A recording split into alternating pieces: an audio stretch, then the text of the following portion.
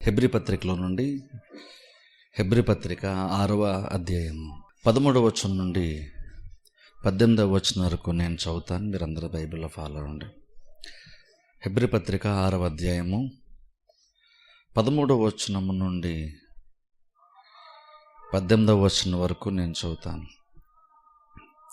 దేవుడు అబ్రహామునకు వాగ్దానము చేసినప్పుడు తనకంటే ఏ గొప్పవాణ్ణి తోడు అనే ప్రమాణము చేయలేకపోయాను గనుక తన తోడు అని ప్రమాణము చేసి, నిశ్చయముగా నేను నిన్ను ఆశీర్వదింతును, నిశ్చయముగా నిన్ను విస్తరింపచేతును అని చెప్పాను. ఆ మాట నమ్మి అతడు ఓర్పుతో సహించి ఆ వాగ్దాన ఫలము పొందాను. మనుష్యులు తమకంటే గొప్పవాణ్ణి తోడు అనే ప్రమాణము చేతురు. వారి ప్రతి వివాదములోను వివాదాంశమును పరిష్కారము చేయనది ప్రమాణమే.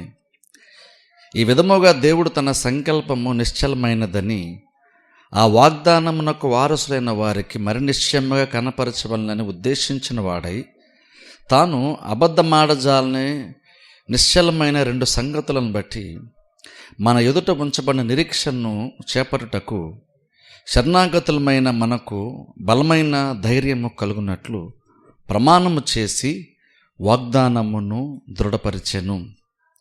ఇక్కడ లాస్ట్లో చూస్తున్నా అక్కడ మాట, ప్రమాణము చేసి వాగ్దానమును దృఢపరిచెను.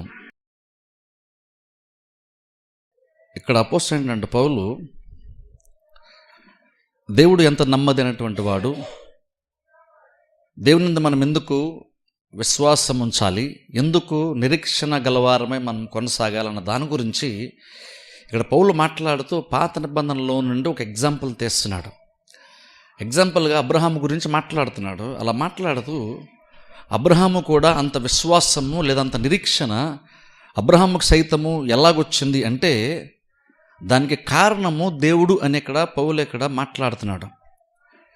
ఇప్పుడు చూడండి, ప్రార్థన ఎప్పుడు కూడా 2 ప్రాముఖ్యమైనటువంటి భాగాలు ఉంటాయి. ఒకటి ఏంటంటే మనుషులంగా మనం చేసేటువంటిది సగభాగం అయితే దేవుడు చేసేటువంటిది మరొక సగభాగము.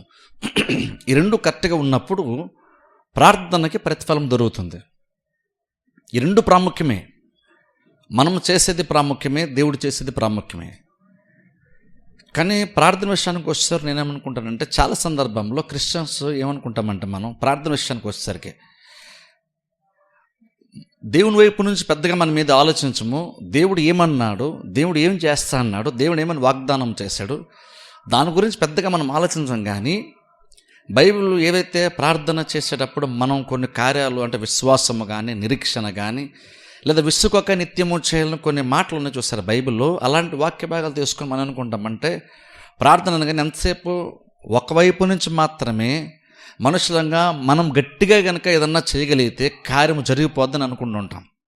మన వైపు ఏదైనా గట్టిగా చేసేస్తే ప్రార్థనకు ప్రతిఫలం వచ్చేస్తుంది అనుకుంటాం. కానీ గుర్తుపెట్టుకోండి, ఎప్పుడైనా సరే మనం చేయాల్సిందే గట్టిగానే చేయాలి. ఖచ్చితంగా మనం చేయాలి, విశ్వాసంతోనే చేయాలి, నిరీక్షణ గలవారమై చేయాలి, అలాగనే వాక్యానుసారంగానే ప్రార్థన ఉండాలి. అందులో ఎటువంటి డౌట్ లేదు. కానీ మనము ఇంకొకటి ఏం మర్చిపోతున్నామంటే చాలామంది ఏది నిర్లక్ష్య పెడతారంటే దేవుడి వైపు నుండి దేవుడు ఏం చేస్తానన్నాడు, ప్రార్థన గురించి దేవుడు ఏం చెప్పాడు, ప్రార్థన పట్ల ఆయన యొక్క వైఖరి ఏంటి, దాని గురించి చాలామంది పెద్దగా ఆలోచన చేయరు.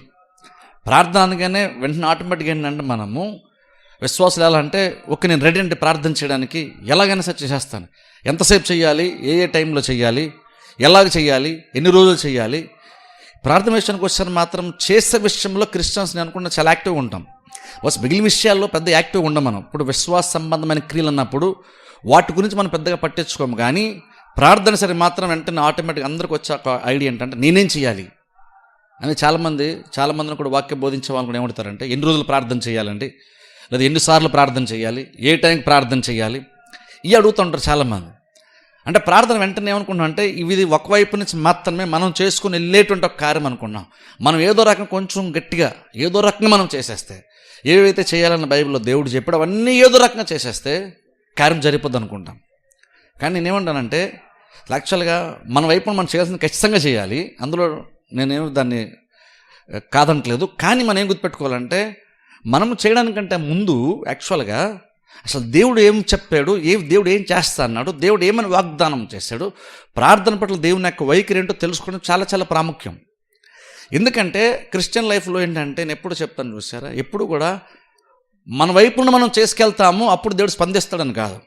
మనం చేసే కార్యం దేవుడు స్పందిస్తాడు ఖచ్చితంగా. కానీ అసలు మనం చేయడానికంటే మునుపు అసలు మనం ఎందుకు చేస్తామంటే దేవుడు కొన్ని చెప్పాడు కాబట్టి ఇప్పుడు మనము దానికి స్పందిస్తూ మనం కొన్ని కార్యాలు చేస్తాం. అప్పుడు మనము చేసిన కొన్ని కార్యాలకు స్పందిస్తూ దేవుడు కార్యాన్ని జరిగిస్తాడు. అంటే ఇది ఎందుకు ఇంపార్టెంట్ అంటే, అది అర్థం చేసుకుని ఎందుకు ఇంపార్టెంట్ అంటే, మనంగా కొన్ని కార్యాలు మనం స్టార్ట్ చేయట్లేదు. దేవుడు ఆల్రెడీ స్టార్ట్ చేశాడు. దేవుడు ఆల్రెడీ కొన్ని చెప్పాడు. దేవుడు ఆల్రెడీ కొన్ని వాగ్దానాలు చేశాడు. ఇప్పుడు మనం ఏం చేస్తామంటే ఆ వాగ్దానాల గురించి మనం విన్నాము కాబట్టి, ఆ వాగ్దానం మనం తెలుసుకున్నాం కాబట్టి ఇప్పుడు ప్రార్థన చెయ్యాలి అనేటువంటి ప్రేరేపణ వస్తుంది. ఇప్పుడు విశ్వాసం ఉంచాలి అనేటువంటి ఆలోచన మనకి ఇప్పుడు వస్తుంది. నేను ఎలాగైనా గట్టిగా చేయాలి అన్నది మనలోంచి మనకు వచ్చే ప్రేరేపణ కాదు. అది దేవుడు మాట్లాడినటువంటి మాటను బట్టి, దేవుడు సెలవిచ్చినటువంటి మాటను బట్టి రావాల్సిన ప్రేరేపణ. ఎందుకంటే అందులోనే మనకు ధైర్యం ఉంటుంది, అందులోనే మనకు బలం ఉంటుంది. అందుకనే కొరింథీ పత్రికలో పౌలు చూసారా, ప్రభువునందు మన ప్రయాసము వ్యర్థము కాదని ఎరిగి అంటాడు. స్థిరలుగా ఉండండి, కదలకుండా ఎప్పటికీ కార్యవృద్ధి ఆసక్తిలో ఉండండి. అవన్నీ ఎందుకు చేయండి అంటున్నాడు? ఎందుకు మీరు డిస్కరేజ్ ఫీల్ అవ్వద్దు, మీరు నిరుత్సాహపడద్దు, విసుక్కోద్దు. ఎందుకు చెప్తున్నాడు ఆ మాట అంటే, నువ్వు ఎందుకు అంటే ప్రభువునందు నీ ప్రయాసం వ్యర్థము కాదు అని నువ్వు అర్థం చేసుకుంటావు కాబట్టి ఇప్పుడు నువ్వేంటంటే నువ్వు డిస్కరేజ్ ఫీల్ అవ్వద్దు. ఇప్పుడు నువ్వు చేసే దాన్ని చేయడం మానొద్దు, చివరి వరకు నువ్వు చేసుకుంటూ వెళ్ళు. ఎందుకు చెయ్యాలని పౌలు చెప్తున్నాడు? ఎందుకు చేయాలి? నేను చేయడానికి నేను ప్రేరేపించే కార్యం ఏమవ్వాలంటే ప్రభువునందు ప్రయాసము వ్యర్థము కాదు. అది మనల్ని ప్రేరేపించాలి. మనం అనుకోవడం కాదు, నేను చేస్తే దేవుడు ప్రతిఫలం ఇస్తాడు, నేను చేసే పని వేస్ట్ అవ్వదు అని మనంగా అనుకోని మన వైపున మనం స్టార్ట్ చేసేది కాదు. దేవుడు ఆల్రెడీ సెలవిచ్చాడు, మీ ప్రయాసం వ్యర్థము కాదు. దేవుడు చెప్పేశాడు కాబట్టి ఇప్పుడు ఏంటంటే అది దానికి స్పందిస్తూ దానికి రెస్పాండ్ అవుతాను. ఇప్పుడు ఏమనుకున్నానంటే చేస్తున్నప్పుడు నేను ఏం చేసినా సరే వేస్ట్ ఏమీ అవ్వదు, ఎంత కష్టపడినా దాని తగ్గ ప్రతిఫలం నాకు దొరుకుతుంది అని నమ్మకం ఇప్పుడు నాకు వస్తుంది. అది ఎందుకు దేవుడు చెప్పాడు కాబట్టి ఇప్పుడు నాకు నమ్మకం, ఆ నమ్మకం ఉంది కాబట్టి ఇప్పుడు నేను కష్టపడి ప్రయాసపడుతూ ఉంటాను నేను ఇప్పుడు.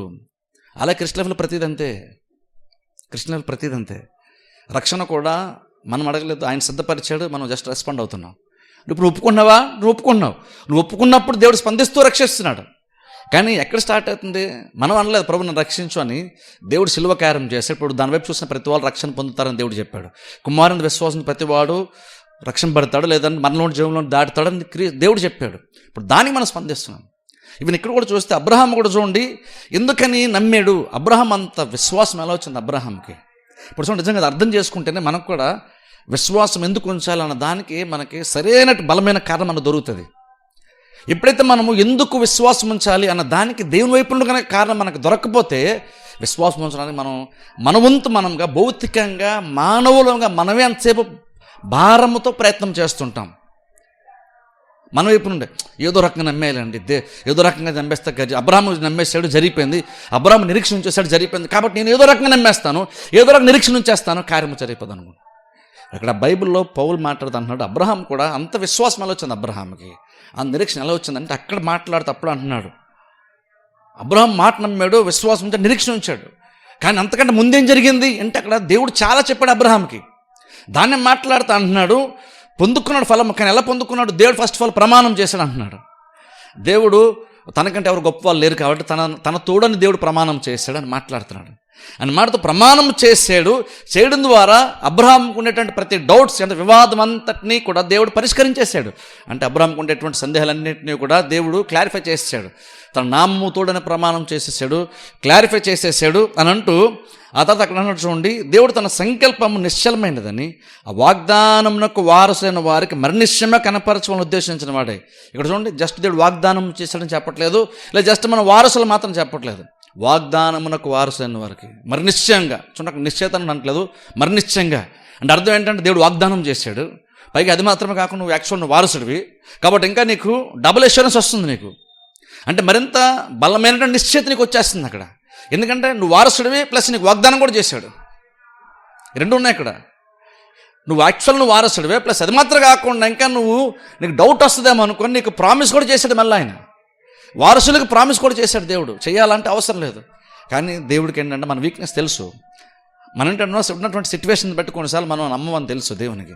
అందుకని ఏం చేశాడంటే ఆయన వాగ్దానం చేశాడు, ప్రామిస్ చేశాడు. ఆ ప్రామిస్ చేయడం కూడా ఏంటంటే తన పేరట ప్రమాణం చేశాడు. ఎందుకంటే ఆయన కూడా గొప్పలు ఎవరు లేరు, దేవుడే చూశాడు. బైబిల్ అక్కడ దేవుడు ఇంకా పౌలు మాడుతుంటాడు, దేవుడు యాక్చువల్గా అబద్ధం ఆడజాలడు అంటున్నాడు. ఇప్పుడు చూడండి, అవన్నీ ఏంటంటే దేవుని యొక్క గుణగణాల గురించి పౌలు అక్కడ మాట్లాడుతున్నాడు. అబ్రహాము ఎందుకు అంతలాగా విశ్వాసం ఉంచాడు అంటే, ఒకటి అబ్రహాం ప్రయాసపడ్డాడు. కానీ నేను ఏమంటానంటే అబ్రహాం యాక్చువల్గా దేవుని గురించి కరెక్ట్గా అర్థం చేసుకున్నాడు, దేవుని గురించి ఆలోచించాడు, తెలుసుకున్నాడు. అందుకని ఇప్పుడు విశ్వాసం ఉంచడం కొంచెం అబ్రహాంకి ఈజీ అయింది. అంత ఈజీ అని నేను చెప్పను, ఎందుకంటే నిరీక్షణకు ఆధారం లేనప్పటికీ నమ్మాడు కాబట్టి ఏదో దేవుని అర్థం చేసుకుంటే ఈజీ అయిపోద్దని చెప్పట్లేదు. కానీ భౌతిక ఎంతసేపు మనం ఏదో రకంగా నిరీక్షణ ఉంచేద్దాం, ఏదో రకంగా మనమే కష్టపడిపోతాం దానికంటే దేవుడు వాగ్దానం చేశాడు. దేవుడు వాగ్దానం చేయడం మాత్రమే కాదు, తన పేరట వాగ్దానం చేశాడు, ప్రమాణం చేశాడు. నన్ను వారసుడు దేవుడు చేశాడు. దానికి పైపెచ్చి మళ్ళీ ఆయన వాగ్దానం కూడా చేశాడు. యాక్చువల్గా ఆయన అబద్ధం ఆడలేడని కూడా ఆయన చెప్తున్నాడు. ఆయన అబద్ధం ఆడలేడు, మాట తప్పలేడు ఆయన. ఇవన్నీ ఎందుకు మాట్లాడుతున్నాడు అంటే, వాటన్నిటినీ అబ్రహాం కన్సిడర్ చేసినప్పుడు, వాటన్నిటి గురించి అబ్రహాం ఆలోచించినప్పుడు నమ్మడం ఈజీ అయిపోద్ది అబ్రహాంకి. ఎందుకంటే మనం ఏంటంటే మనుషులు మాట ఇచ్చి తప్పేటువంటి ప్రపంచంలో మనం బతుకుతున్నాం. ఇప్పుడు ఇలాంటి ప్రపంచం బతుకుతున్నప్పుడు దేవుడు ఒక్కడే నమ్మకమైనటువంటి వాడు. ఆ దేవుడు జస్ట్ మాట్లాడడం మాత్రమే కాదని వాగ్దానం చేశాడు, ప్లస్ వారసులకు ఆ వాగ్దానము చేశాడు. అంటే తన సొంత వాళ్ళకి వాగ్దానం చేశాడు. ఇప్పుడు అందుకని చూడండి, ఇప్పుడు అది నమ్మడం చాలా ఇంపార్టెంట్. అది ఎందుకంటే మాట ఇచ్చింది ఎలాంటి వాళ్ళు, అది చాలా ఇంపార్టెంట్. అది అర్థం చేసుకున్నప్పుడు అందుకంటే చూడండి, మనం ప్రార్థన చేసేటప్పుడు కూడా 1-2 విషయాలు ఇక్కడ. ప్రార్థన మనం ఫస్ట్ ఆఫ్ ఆల్ ప్రార్థన ఎలా చేయాలో మనం నేర్చుకోవాలి. వాక్యం నుంచి ఎలా చేయాలి నేర్చుకోవాలి. ఎందుకంటే కొన్నిసార్లు తప్పుడు విధానంలో కూడా మనం చేస్తాం. మీరు అన్యజనులాగా కానీ లేదంటే వేషధారులాగా మీరు ప్రార్థన చేద్దని చెప్పారు. ఇక్కడ వాక్యం తెలుసుకుంటే ఏమవుతుంది, కరెక్ట్గా ఎలా ప్రార్థన చేయాలి నేర్చుకుంటాం. అది ప్రార్థనలో ఒక రకంగా చెప్పడం ఫస్ట్ లెవెల్ అయితే, నెక్స్ట్ లెవెల్ ఏంటి, కొంచెం లోతైనటువంటి ప్రార్థన అనుభవం ఏంటంటే, ఇప్పుడు ఒకసారి నువ్వు వాక్యం ద్వారా ప్రార్థన చేయడం నేర్చుకున్నావు. ఇప్పుడు ఆ తర్వాత ఇంకేం చేయాలంటే, అది మాత్రమే కాదు, ఇప్పుడు ప్రార్థన చేయడం వచ్చిన తర్వాత ఆ ప్రార్థన చేసేటప్పుడు నువ్వు ధైర్యంగా ప్రార్థన చేయడం నేర్చుకోవాలి. ఇప్పుడు నేను ధైర్యం అన్నప్పుడు అదేంటంటే, నువ్వు అడిగేటప్పుడు నీకు ఉండేటువంటి యాటిట్యూడ్ గురించి మాట్లాడుతున్నాను నేను, అంటే వైఖరి గురించి మాట్లాడతాను, జస్ట్ అడగడం కాదు. యాటిట్యూడ్ చాలా ఇంపార్టెంట్ తెలుసు. అందుకని బైబిల్లో అడగండి అని మాత్రం ఉండదు, ధైర్యంగా కృపాసన వద్దకు చేరండి. ఏం చేరండి అంటే సరిపోద్ది కదా, ధైర్యం అన్న మాట ఎందుకు వస్తుంది? ధైర్యం అన్న మాట ఎందుకు వస్తుంది అంటే, అది ఎస్టదో నువ్వు చేరండి అంటే మనం వెళ్ళాలి కాబట్టి వెళ్తాం. కానీ ఇక్కడ ప్రాబ్లం ఏంటంటే, మనుషులంగా మనం దేవుడు రమ్మన్నాడు కాబట్టి వెళ్తున్నా సరే, కొన్నిసార్లు మనకి అందులో కాన్ఫిడెన్స్ ఉండదు, మనకి ఆ నమ్మకం ఉండదు, ఆ విశ్వాసము లేదంటే ఆ ధైర్యం నిశ్చిత మనకు రాదు చాలాసార్లు. ఇప్పుడు అందుకనే ఏం గుర్తుపెట్టుకోవాలని పౌలు ఇక్కడ చెప్తున్నాడంటే, ఆల్రెడీ మనకి ఆయన వాగ్దానము చేశాడు. ఇప్పుడు సపోజ్ చూడండి, ఒక వ్యక్తి దగ్గరికి వెళ్ళి నేను సహాయం అడగాలనుకుంటా, ఒకవేళ ఆయన చేస్తలేదో నాకు తెలియదు కాబట్టి నేను సహాయం ఒకవేళ అడగాల్సి వచ్చి అడిగినా సరే డౌట్గా అడుగుతాను, ఆయన చేస్తాడో లేదనేటువంటి ఒక కొంతవరకు నమ్మకం ఉంటుంది, కొంతవరకు అపనమ్మకం చేస్తాడో లేదో. ఎప్పుడైతే చేస్తాడో చేయడో అనేటువంటి ఈ 2 ఆలోచనలు మన మైండ్లో ఉన్నప్పుడు మనం ధైర్యంగా యాక్చువల్గా అడగలేం. కానీ ఆల్రెడీ ఇంతకుముందు ఎప్పుడైనా మనిషిని అడిగినప్పుడు నేను ఖచ్చితంగా నీకు చేస్తాను కనుక ప్రామిస్ చేస్తాడు అనుకున్నా మనిషి అయినా సరే చాలా సందర్భంలో మాటలు తప్పుతారు చాలా ఈజీగా. కానీ ఇంకో నువ్వు ఎంతో కొంత ఆయన మాట ఇచ్చాడు కాబట్టి, ఇంతమంది మాట ఇవ్వకుండా నేను అడగటానికి ఆయన మాట ఇచ్చిన తర్వాత ఆడడానికి కొంత డిఫరెన్స్ ఖచ్చితంగా ఉంటుంది. ఆయన ఆల్రెడీ మాట ఇచ్చాడు, నీకు అవసరం నన్ను అడుగు నేను చేస్తాను అని సపోజ్ ఆయన చెప్పాడు అనుకోండి, ఇప్పుడు నేను అడగాల్సి వచ్చినప్పుడు ఇప్పుడు ఆ మాట గతంలో ఆయన ఇచ్చిన మాట ఏం చేస్తాను, ఎంతో కొంత నాకు అడిగేటప్పుడు నా అప్రోచ్ని మారుస్తుంది. ఇప్పుడు ఏంటంటే అల్పంగా అడగను, నిశ్చిత లేనటువంటి రీతిలో అడగను, నిశ్చితతో అడుగుతాను, ఎందుకంటే ఆయన ఆల్రెడీ మాట ఇచ్చాడు కదా అని. మనుషుల విషయంలో అది వాస్తవం. ఇవన్నీ అందుకే చూడండి, పిల్లలు కూడా వాళ్ళకి ఏదన్నా కావాలనుకోండి, ఫస్ట్ ఆఫ్ ఆల్ మనం అడిగేటప్పుడు మా డాడీ నాకు ఇది చేస్తారు లేదో, ఇస్తారు ఎవరో, ఏమంటారు, నేను పలాంది బయటకు వెళ్ళినప్పుడు నాకు తీసుకున్నాను నేను అన్నాను, చేస్తారు లేదని చిన్న డౌట్ అడిగేటప్పుడు. కానీ వాళ్ళు 2-3 సార్లు అడిగిన తర్వాత ఎక్కడో దగ్గర సడన్గా తండ్రి నేను వెళ్ళినప్పుడు ఖచ్చితంగా నేను తీసుకొస్తానులే, నాకు గంటలో తీసుకొస్తానని చెప్పాను అనుకోండి, అప్పుడు ఒక నెక్స్ట్ కొంచెం లేట్ అవుతున్నా సార్, నెక్స్ట్ టైం అడిగేటప్పుడు ఇంతకుముందు అడిగినట్టు అడగడు ఇప్పుడు. ఎందుకంటే ఆల్రెడీ డాడీ చెప్పాడు ఏమని, నేను వచ్చేటప్పుడు నేను దాన్ని తీసుకొని వస్తానని చెప్పాడు కాబట్టి ఇప్పుడు మళ్ళీ ఒకవేళ ఫోన్లో కానీ గుర్తు చేయాల్సి వస్తే మొదటిసారి అడిగినట్టుగా అడగడు, ఇప్పుడు చాలా కొంచెం కాన్ఫిడెన్స్గా అడుగుతాడు, ఇప్పుడు కొంచెం బెటర్గా అడుగుతాడు. ఇంత ముందులాగా అల్పంగా అడగడు, బహుశా మెల్లగా అడగాలని ఇంకా అలాగే ఉంటుంది, కొంచెం కాన్ఫిడెన్స్గా అడుగుతాడు. డాడీ తెస్తాను కదా, ఎప్పుడు తీసుకొస్తావు, ఎంతసేపుల్లో తెస్తావు, నువ్వు చేస్తావా చేయవా, ఇస్తావా ఇవ్వ, నాకు కొంటావా కొనవా అన్నప్పటికీ నువ్వు ఆల్రెడీ డాడీ నేను తెస్తాను చెప్పింది కదా, డాడీ తెస్తాను కదా, ఎప్పుడు తెస్తాను, ఎంతసేపులో తెస్తావు అన్నప్పుడు కొంచెం కాన్ఫిడెన్స్ లెవెల్స్ ఎక్కువైపోతాయి వాళ్ళకి.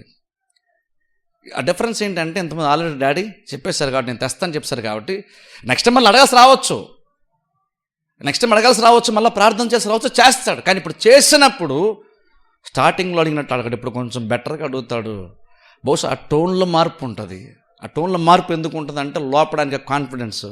మా డాడీ ఆల్రెడీ తెస్తాను చెప్పేశారు కాబట్టి ఖచ్చితంగా తెస్తారులే, కాకపోతే ఇప్పుడు లేట్ అవుతుంది, అందుకని మళ్ళీ ఒకసారి అడుగుతున్నాడు తండ్రిని, డాడీ తెస్తాను ఎంతసేపులో తెస్తావు. బహుశా ఒకవేళ తండ్రి నేను తెస్తానులేనా అని అనుకోండి, ఎంతసేపులో తెస్తావు అని అడుగుతారు. ఇప్పుడు ఏంటి అదేంటి, అది కాన్ఫిడెన్స్ వచ్చేసింది. ఇప్పుడు అది స్టార్టింగే డాడీ నాకు ఒకటి కావాలి ఎంతసేపులో తెస్తాను స్టార్టింగ్ అడగరు. ఫస్ట్ టైం అడుగుతారు డాడీ నాకు కావాలి కొంటావా అని అడుగుతారు. కానీ ఒకసారి తండ్రిని తెస్తాను ఇచ్చిన తర్వాత అయితే కొంచెం లేట్ ఉంది అనుకోండి, డాడీ తెస్తాను ఎంతసేపులో తెస్తావు అంటారు. ఇప్పుడు ఎంతసేపులో అన్న మాట ఎందుకు అంటున్నారు, ఇప్పుడు కాన్ఫిడెన్స్ పెరిగిపోయింది వాళ్ళకి. ఇప్పుడు ఎందుకంటే తండ్రి మాట ఇచ్చాడు కాబట్టి. ఇప్పుడు అంతే కదా, చాలా ఇంపార్టెంట్ అంటాను చూడండి. అదేంటది, ఆ యాటిట్యూడ్లో మార్పు, అది వైఖరి. ఇంకనూ అడుగుతున్నాం, ఇంకనూ ప్రార్థనే చేస్తున్నాం, కానీ అడిగే విధానం ఉంది చూసారా. దేవుడు మన వారసులము ప్లస్ మనం తన పిల్లలము ప్లస్ మనకు వాగ్దానము చేశాడు, తన పేరట ప్రమాణం చేశాడు. ఇప్పుడు మనం ఆ కాన్ఫిడెన్స్తో మనం అడగాలని మన పరలోకపు తండ్రి ఎదురు చూస్తున్నాడు. అందుకనే అక్కడ పౌలు అలా చెప్తున్నాడు, అలాగ అడగండి. అలాగ ఎందుకు మనం ధైర్యంగా అడుగుతామంటే ఆయన వాగ్దానం చేశాడు, ఆయన అబద్ధం యాక్చువల్గా ఆడలేడు, ఆయన ఎప్పుడు మాట తప్పలేదు, ఇప్పటివరకు తప్పిందే లేదు చరిత్రలో. అలాంటి ఆయనతో నువ్వు వెళ్తున్నావు. ఆయన ట్రాక్ రికార్డ్ ఏంటంటే అడిగిన ప్రతి వాళ్ళకి ఆయన దయచేశాడు, అదే ట్రాక్ రికార్డు. ఇప్పుడు నువ్వు వెళ్తున్నప్పుడు ఆయన కాబట్టి ఆయన ఇస్తాడు ఇవ్వడు అనే డౌట్ నీకు అసలు అవసరమే లేదు. నీకు డౌట్ ఒకవేళ వచ్చిందనుకోండి, నువ్వు అనవసరంగా డౌట్ పడుతున్నావు, కానీ డౌట్ పడాల్సిన అవసరం అయితే ఆయన్ని బట్టి అయితే లేదు. అందుకని ఇక్కడ అబ్రహాము కూడా అది అర్థమైంది, దేవుడి గురించి అర్థమైంది కాబట్టి అబ్రహాం అంత ధైర్యంగా నిరీక్షణ కాదనేటప్పటికీ నమ్మాడు. నమ్మడానికి బేసిస్ ఏంటంటే వాగ్దానం చేసినటువంటి వాడు అంత నమ్మదైన వాడు కాబట్టి ఆయన సహించాడు. ఖచ్చితంగా అబ్రహాము ఓర్చుకున్నాడు, భరించాడు. కానీ అంతటి కారణం ఏంటంటే దేవుడు వాగ్దానం చేశాడు, ఆ దేవుడు ఎలా ఉంటాడు అది అర్థం చేసుకున్నాడు అబ్రహాం. అంతే. అది ఆ అండర్స్టాండింగ్ ఏం చేసిందంటే, దేవుని కూర్చోటువంటి ఆ జ్ఞానం ఏం చేసిందంటే అబ్రహాముకి ఎంతో దేవుని వైపు నుండి ఒక ఆత్మీయ బలాన్ని ఇచ్చింది.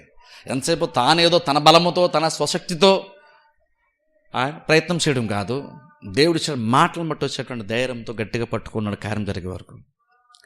ఇప్పుడు బైబిల్లో మనం అలాగనే ప్రార్థన చేయాలి. ఎలాగా, ప్రార్థన అస్సలు రాకపోతే బైబిల్ బట్టి ప్రార్థించడం మనం నేర్చుకోవాలి ఖచ్చితంగా. కానీ ఒకసారి ప్రార్థన వచ్చేసిన తర్వాత ఎంతసేపు ఇంకదే కాదు. ఇప్పుడు ప్రార్థనకు ఒకసారి నీకు కరెక్ట్గా సరైన విధానంలో ప్రార్థన వచ్చేసిన తర్వాత ఇప్పుడు నెక్స్ట్ ఏంటంటే నువ్వు ప్రార్థన ఏ విధానంలో చేస్తున్నావు అంటే ఎలాంటి వైఖరితో నువ్వు ప్రార్థన చేస్తున్నావు, అది చాలా ఇంపార్టెంట్. ఎందుకంటే నువ్వు అలా ప్రార్థన చేసి నువ్వు ధైర్యంగా నువ్వు ప్రార్థన చేయడమే ఒక రకంగా, ఇంకొక లాంగ్వేజ్లో ఇంకొక పదంలో చెప్పండి అయితే విశ్వాసము. మన పిల్లలు కనుక మనల్ని కనుక అడిగేటప్పుడు బయటోళ్ళలాగా, మనం ఎవరో తెలియనోళ్ళలాగా, మన గురించి పెద్దగా అర్థం కానలాగా కనుక మనల్ని అడుగుతున్నాను అనుకోండి, యాక్చువల్గా మనకి నిజంగా నచ్చదు తెలుసా. చాలా సందర్భంలో నిజంగా పిల్లలు అడిగినటువంటిది కొనడానికి ఇష్టపడేటువంటి తండ్రి అయితే కనుక, పిల్లలు అడిగిన ప్రతిదీ ఇవ్వడానికి ఇష్టపడేటువంటి తండ్రి అయితే కనుక ఖచ్చితంగా వాళ్ళ పిల్లలు కనుక తన సొంత తండ్రి అడిగేటప్పుడు కనుక డౌట్గా అడిగితే, ఇదే తండ్రికి యాక్చువల్గా అయితే ఒక మంచి తండ్రికి ఖచ్చితంగా నచ్చుతుంది. అది యాక్చువల్గా తండ్రి కూడా అలాగే ఉండాలి. తండ్రిని కనుక పిల్లలు అడగడానికి భయపడుతున్నానంటే నేను చెప్తాను, ఆ తండ్రి యాక్చువల్గా సరిగ్గా పిల్లల్ని పెంచట్లేదు, తన గురించి సరైన ఇంప్రెషన్ పిల్లలకి యాక్చువల్గా తండ్రి ఇవ్వట్లేదు అని అర్థం. పిల్లలు అడిగేటప్పుడు వాళ్ళ తండ్రిని ధైర్యంగా అడిగేటువంటి రీతిలో తండ్రి ఉండాలి. అప్పుడే ఆ కుమారుడు లేదంటే బిడ్డలకి తండ్రి లాంటి వాడు అర్థమైనట్టు. అప్పుడేమో యాక్చువల్గా అందులో ఏమవుతుంది, ఆ కాన్ఫిడెన్స్ కనుక తండ్రి కనుక పిల్లలకి ఇచ్చాడు అనుకోండి, అడుగుతున్నప్పుడు యాక్చువల్గా తండ్రి హ్యాపీ ఫీల్ అవుతాడు తెలుసా, అందులో హ్యాపీనెస్ ఉంటుంది. ఇప్పుడు అది మరి భౌతికంగా ఫిజికల్గా తండ్రులకి ఎంతమందికి అది ఉంటుందో నాకు తెలియదు, కానీ నాకైతే అది హ్యాపీనెస్ ఇస్తుంది వాళ్ళు కానీ కాన్ఫిడెన్స్ అడిగితే. ప్లస్ ఇంకా చెప్పాలంటే దేవుడు అంటున్నాడు మనల్ని అడగమని, ఈయన ఇంకా పరలోక తండ్రి ఇంకా మంచి తండ్రి కాబట్టి నువ్వెంత కాన్ఫిడెంట్ అడుగుతావో. నేను చెప్పేది మరలా అర్థం చేసుకున్నా, కాన్ఫిడెన్స్ నీకు వచ్చేది కాదు అంటే అలాగా నేను గంట నుంచి ప్రార్థన చేస్తున్నాను కాబట్టి అది కాదు నేను చెప్పేది, లేదు 40 రోజుల నుంచి ప్రార్థన చేస్తున్నాను కాబట్టి అది కాదు. నువ్వు చేయి మంచిదే, కానీ నేను 40 రోజులు చేస్తాను కాబట్టి అన్నది కాదు. అక్కడ అబ్రహాం నేను గట్టిగా విశ్వాసం చేస్తున్నాను కాబట్టి దేవుడు నాకు ఇస్తాడని కాదు. ఆయన నమ్మదైనటువంటి వాడు, ఆయన వాగ్దానం చేశాడు, ఆయన మాట తప్పడు, తన పేరిట ఆయన ప్రమాణం చేశాడు, వీటిని బట్టి నిలబడ్డాడు నిరీక్షణలో అబ్రహాం. మనం 40 రోజులు ఉన్నాం కాబట్టి, లేదా మనం అర్ధరాత్రులు ప్రార్థన చేస్తున్నాం కాబట్టి అని కాదు, అవన్నీ మంచివే, అవన్నీ చేస్తే మంచిదే. కానీ అవన్నీ చేస్తూ కూడా ఇంక నువ్వు నీకు దేని మీద నమ్మకం ఎక్కువ ఉండాలంటే దేవుడు నమ్మదైనవాడు కాబట్టి. ఒక నైట్ నిద్ర మానుకుని ప్రార్థన చేయాల్సి వస్తే చెయ్యి, మంచిదే, తప్పేమీ లేదు అందులో, నేను దాన్ని డిస్కరేజ్ చేయట్లేదు. కానీ అప్పుడు కొన్ని ఏం గుర్తుపెట్టుకోవాలంటే నేను ఎంత నైట్ నిద్ర మాను ఎందుకు ప్రార్థన చేస్తానంటే, లేదా 40 days ఉపవాసం ఎందుకు ప్రార్థన చేస్తానంటే ఆయన నమ్మదైనట్టు కాబట్టి భోజనం పక్కన పెట్టి నేను ప్రార్థన చేస్తాను. అలాగ ఉపవాసం ఉండాలన్నా ఒకవేళ నిద్ర మానుకుని ప్రార్థన చేస్తాను, అలా ప్రార్థన చేయాలి. అంతేగాని 40 రోజులు నిద్ర మానుకుని ప్రార్థన చేసేస్తే కార్యం జరిపోద్దని ఎవరో చెప్పారు కాబట్టి అని చెప్పేసి ఆ 40 రోజులు లెక్కేసుకుంటూ ప్రార్థించడం చెప్పట్లేదు. చేసే విధానం మంచిదంటే మంచిదే, కానీ దాన్ని ఎప్పుడు వచ్చే విధానం రాంగు. అప్పుడు ప్రార్థన చేయ మంచిదే, కానీ అప్పుడు కూడా ఇంకా నీకు ఏముండాలంటే దేవుడు నమ్మదైన వాడు కాబట్టి ఆ భోజనం దేవుందిలే పక్కన పెట్టేస్తాను, లేదా నిద్ర దేవుందిలే కాసేపు నిద్ర మానుకొని చేస్తాను. బహుశా అలా ఉండాలి. మనం పక్కన పెట్టడానికి కూడా కారణం నువ్వు అవ్వకూడదు, దేవుడు అవ్వాలి. దేవుని యొక్క మంచితనము, దేవుడు ఎంత నమ్మదైనవాడు, వాటిని బట్టి మనం కొన్నిటిని పక్కన పెట్టేసి అవసరమైతే కొంచెం ఎక్కువ కష్టపడతాం. ఎందుకంటే ప్రభువునందు ప్రయాసం వ్యర్థము కాదని అర్థమైంది కాబట్టి. అది వాక్యానుసారమైనటువంటి ధైర్యం. అది నేను చేసే దాన్ని బట్టి నాకు వచ్చే ధైర్యం. ఇది ఎవరో 40 రోజులు చేసే వాళ్ళకి వచ్చేసిందంట, నేను 40 రోజులు చేసేస్తాను వచ్చేస్తుంది, అది కాదు. అండర్స్టాండింగ్ లేకుండా చేయడం కాదు, అండర్స్టాండింగ్తో చేయడం, వాక్య జ్ఞానం బట్టి చేయడం. ఆ వాజ్ఞానం ఏంటంటే ఎందుకు ఎంత కష్టపడతాను. బహుశా కొంతమంది ఎవరన్నా కనుక ఎక్కువ రోజులు ప్రార్థన చేస్తూ బహుశా కష్టపడితే వాళ్ళు ఎందుకు కష్టపడుతున్నారు, ఎందుకు కష్టపడాలి యాక్చువల్గా అంటే ఇది అర్థమవుతుంది కాబట్టి. దేవుడు ఎలాంటి వాడు అర్థమైంది కాబట్టి ఇప్పుడు కష్టపడుతున్నాం మనం, ఎందుకంటే ప్రయాసం వ్యర్థము కాదని అర్థమైంది కాబట్టి. అప్పుడు దేవుడు అంత నమ్మదైన వాళ్ళు అర్థమైతే అప్పుడు ఓర్చుకోవడం కొంతవరకు ఈజీ అవుతుంది. నీకు నువ్వుగా అనుకొని నువ్వు భరించడానికేను, నీకు నువ్వుగా అనుకుని నిరీక్షణ ఉంచడానికి, నీకు నువ్వుగా అనుకుని విశ్వాసం ఉంచడానికి, నీకు నువ్వుగా అనుకుని ప్రార్థన చేయడానికిను, దేవుడు ఎలాంటి వాడు అర్థం చేసుకున్న దాన్ని బట్టి ప్రార్థన చేయడానికి, దేవుడు ఎలాంటి వాడు అర్థం చేసుకున్నప్పుడు ఓర్చుకోవడానికి, దేవుడు ఎలాంటి వాడు అర్థమైన దాన్ని బట్టి నిరీక్షణ ఉంచడానికి చాలా డిఫరెన్స్ ఉంటుంది. అలా మనం చేసేటప్పుడు దేవుడు ఎవరు అర్థమైంది కాబట్టి, ఆయన ఎలాంటి వాడో అర్థమైంది కాబట్టి ఇప్పుడు నిరీక్షణ ఉంచుతున్నాం. చూసారా, అది నిజంగా అది బైబిల్ చెప్తున్న ధైర్యం. అది అక్కడి నుండి వస్తుంది ధైర్యం, మన దగ్గర స్టార్ట్ అవుతుంది, ఆయన్ని బట్టి స్టార్ట్ అవుతుంది. ఆయన బట్టి మనకు కలిగిన ధైర్యం ఏదనగా. సరే, చాలామంది క్రిస్టియన్స్ ప్రార్థనలు చాలామంది చేస్తారు, చేసేంత ఇంట్రెస్ట్ చాలామందికి ఉంది. బహుశా వాళ్ళు కూడా ధైర్యంగా చేస్తున్నా అనుకుంటున్నారు, కానీ ధైర్యం ఎక్కడి నుంచి వస్తుంది అంటే వాళ్ళు తెలియట్లేదు. ధైర్యం మనల్ని బట్టి వచ్చేది కాదు, నేను 40 రోజులు లేదా నేను అలాగా అందుకే నాకు ధైర్యం అని కాదు, ఆయన బట్టి మనకు కలిగిన ధైర్యం ఏదనగా. ధైర్యం అక్కడ స్టార్ట్ అవుతుంది, ఆయన బట్టి మనకు ధైర్యం వస్తుంది. ఆ ధైర్యాన్ని బట్టి ఎంత కాలమైనా వెయిట్ చేస్తాం, ఆ ధైర్యం బట్టి ఎంతసేపు అయినా సరే మనం ఎదురు చూస్తూనే ఉంటాం, ఎంత కష్టమైనా సరే నిరీక్షణ వస్తాం. కారణం ఏంటంటే ఆయన్ని బట్టి, మనల్ని బట్టి కాదు. మనమంత మంచోళ్ళం కాబట్టి అని కాదు, దేవుడంత మంచోడు, ఆయన మాట ఇస్తే తప్పడు కాబట్టి నాకు నిరీక్షణ ఉంటుంది. ఎందుకంటే ఆయన మాట ఇచ్చాడు, ఆయన తప్పుడు అబద్ధం ఆడజాలనటువంటి ఆయన వాగ్దానం చేశాడు. అందుకని ఇప్పుడు నేను ప్రార్థన చేస్తాను. అందుకని ఇప్పుడు నేను కేవలం ప్రార్థన మాత్రమే కాదు, నేను ధైర్యంగా నేను ప్రార్థన చేస్తాను. అది చూడండి, నిజంగా అది చాలా ఇంపార్టెంట్ తెలుసా. ఆ ధైర్యంగా ప్రార్థన చేస్తే నిజంగా దేవుడు చాలా చాలా ఇంప్రెస్ అవుతాడు. దేవుడు ఎందుకు ఇంప్రెస్ అవుతాడని చెప్తున్నా అంటే, నీకు ఏదో ధైర్యం వచ్చేసింది కాబట్టి నువ్వు అంత ధైర్యవంతుడివి కాబట్టి దేవుడు ఇంప్రెస్ అయిపోతాడని కాదు. నీకు ధైర్యం ఎందుకు వచ్చిందంటే ఆయన బట్టి నీకు ధైర్యం వచ్చింది. నీకు ఆయన బట్టి ధైర్యం వచ్చింది కాబట్టి నువ్వు ఆయన ఎవరో నీకు అర్థమయ్యారు. నువ్వు ఆ నేచర్ని ఆయన స్వభావాన్ని నువ్వు ఇంప్రెస్ అవుతున్నావు, ఆయనకు ఉన్నటువంటి మంచితనాన్ని నువ్వు ఆయన ఎప్రిషియేట్ చేస్తున్నావు, ఆయన మహింపరుస్తున్నావు, ఆయన ఘనపరుస్తున్నావు. అది నువ్వు అర్థం చేసుకున్నావు కాబట్టి, ఆయన స్వభావాన్ని అర్థం చేసుకున్నావు, దాన్ని బట్టి నువ్వు ముందుకెళ్తాను. చూసారా, అప్పుడేంటి నువ్వు జస్ట్ ధైర్యంగా ఉన్నావని కాదు, నీకు ధైర్యం ఎందుకు వచ్చింది దానికి అర్థమవుతుంది. నేను ఎలాంటి వాడిని ఆయనకు అర్థమైంది కాబట్టి ఆ ధైర్యంతో ఆయన ప్రార్థన చేస్తున్నాడు. అదే కదా విశ్వాసం. ఆ విశ్వాసమే కదా దేవుని లిస్టులుగా మారుస్తుంది. ఇక్కడ పౌలు అదే చెప్తున్నాడు అబ్రహాం గురించి. ఎందుకంటే ఎప్పుడైతే మనం నిరీక్షణ ఉంచలేకపోతున్నామంటే ఒకటి అర్థం చేసుకోవాలి, మనకెందుకు నిరీక్షణ ఉంచలేకపోతున్నా, మన దృష్టి మన మీద ఉందా లేదా దేవుని మీద ఉందా, అది అర్థం చేసుకోవాలి.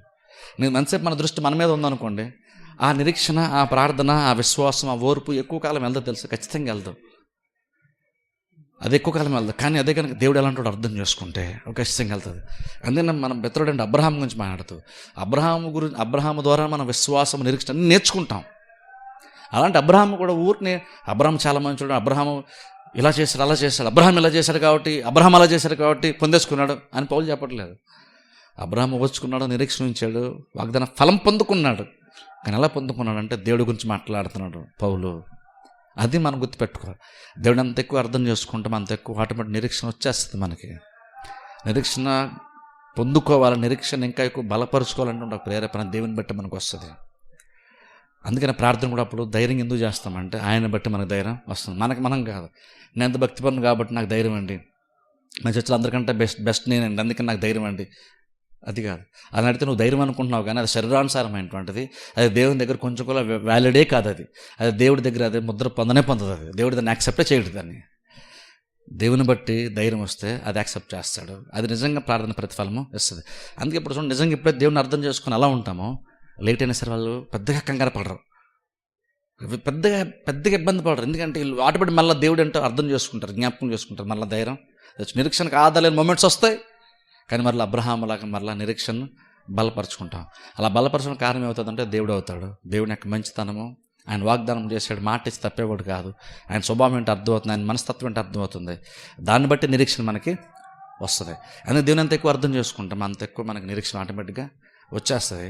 ఆ నిరీక్షణతో మనం ధైర్యంగా మనం ప్రార్థన చేస్తూ నిరీక్షణతో వెయిట్ చేస్తే ఖచ్చితంగా అబ్రహాంలాగా ఉంటాం. మనం కూడా ఖచ్చితంగా మనం కూడా వాగ్దాన ఫలం పొందుకుంటాం. ప్రార్థన చేస్తే అందరూ తల ఉంచి కళ్ళు మూసుకోండి, ప్రార్థన చేసుకుందాం.